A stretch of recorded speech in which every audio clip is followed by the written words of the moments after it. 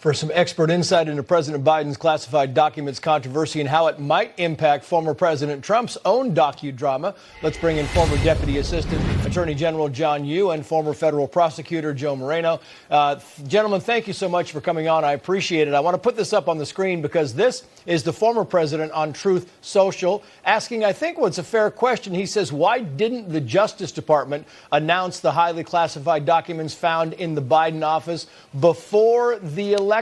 I mean, the documents, John Yoo, were found November 2nd, and they held them for 2 months, and nobody will say why. Trace, we're still trying to learn all the facts of what's going on here. We don't even really know yet how many documents there were.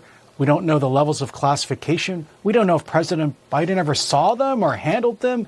We don't know how they ended up in a closet or where they ended up at all and the chain of custody in that period. So we're still learning more. And of course, one of the major questions, as you put it, Trace, is why did it take so long to make this public while the previous president, President Trump, was undergoing investigation for a similar crime? And this is really what goes to what we should be worried about. So we want to make sure in a country governed by the rule of law that cases are treated alike. We got to make sure the Justice Department has to make sure they do not treat President Biden and President Trump differently. Yeah, it's fair. Joe, MSNBC has an op-ed that says the following, quoting here, indeed, if the Biden camp's explanation is true, then it's immediately obvious that there's a difference between the Biden and Trump situations, just from a common sense standpoint, because a recurring theme in the Trump investigation is his failure to turn over documents to the government after being asked for them, while Biden didn't even have to be asked. I mean, is it that simple, Joe? This is all just simple common sense? Yeah, Trace, you can see the official narrative that they're trying to plant these last 24 hours, right? This is no big deal. Biden found these documents, turned them over, no fuss, no muss, nothing to see here, right? That's the official story. But it doesn't take a lot to think about, wait a minute, there's a lot of questions here, right? How did the documents get there in the first place? When were they found, as you pointed out? Why did it take so long to announce them? I mean, this is actually a pretty troublesome thing. And I think hovering over this analysis, of course, is the Hillary Clinton affair from 6 years ago. I mean, how do we ignore that? That was a horrendous abuse of power and failure to be upfront. So, as Professor Yoo points out, you can't have one case versus another case versus a third case, treat them all differently, and expect people to have any kind of, expression of confidence in the fair execution of justice here. And we're speaking of the dates, John. I keep kind of going back. We had November 2nd, right? That's when they actually found the documents. The election was November 8th. And then on November 18th, they appoint a special counsel to look into the Trump documents. And still no sign. There's no word at all that maybe not similar, but for lack of a better term, similar. We know they were classified. We know they were intel classified.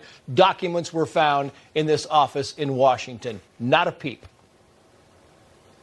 It's concerning because if the Justice Department is going to appoint a special counsel in President Trump's case, make a big public splash about it, give a public speech about it, lay out evidence against President Trump, and at the same time keep the President Biden violation of the statute under wraps, under covers, that raises the very questions we're worried about, that people, the American public, are seeing this going on and they will ask questions. Why is one case being treated differently than the other when they both involve the same violations of federal law? It is going to raise questions in people's minds if there's a difference because of just one's a Democrat and one's a Republican. And that ruins faith in the American people, in their justice system, which is more important than catching either of them out in a criminal violation. I know I've hit you gentlemen with a couple of op-eds, but I was fascinated by the Washington Post op-ed that reads following, in part, quote, Republicans are in a tricky spot for two reasons. First, if they decide to investigate the documents at Biden's office, it's entirely possible they will find no wrongdoing, and obsessing over a nothing burger is the sort of thing that will remind voters why it's a bad idea to give MAGA radicals power.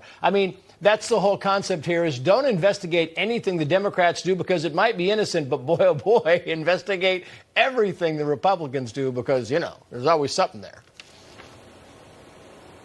Yeah, I mean, how about a transparency across the board? How about, getting the facts on the table and then taking these different cases and applying some degree of consistency, right? I mean, I think, again, People have to have confidence in the justice system. The poor, the rich, the powerful, the powerless have to be treated with some degree of consistency. And if they're all over the place, if people feel like the person in power gets to decide how justice is meted out, the system fails. It cannot continue on that basis.